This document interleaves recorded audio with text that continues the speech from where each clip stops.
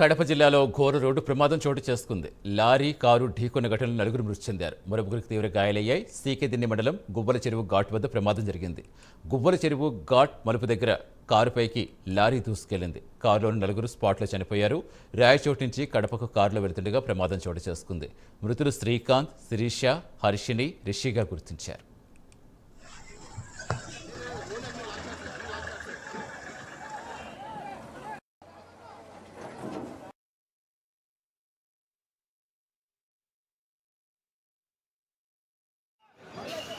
రాయచోటి వైపు నుంచి వస్తున్న కారు, అలాగే రాయచోటి వైపు నుంచి వస్తున్న ఒక లారీ రెండు ఈరోజు ఉదయం 9:30 ప్రాంతంలో 4th ఘాట్ టర్నింగ్ దగ్గర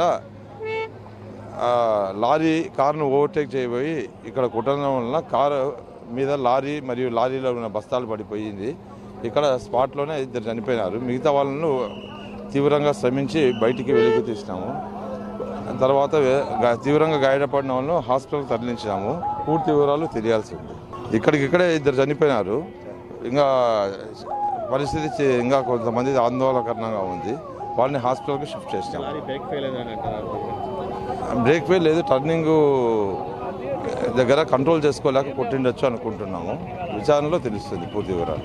ఈరోజు అనగా 24 మే 2025 సుమారు ఉదయం 10 గంటల ప్రాంతంలో బెంగళూరు నుంచి బద్వేలుకి వెళ్తున్నటువంటి కారును ఇక్కడ చక్కెర లోడ్తో వస్తున్నటువంటి లారీ వచ్చి దాన్ని తగలటం వలన కారులో ఉన్నటువంటి 4 చనిపోవడం జరిగింది.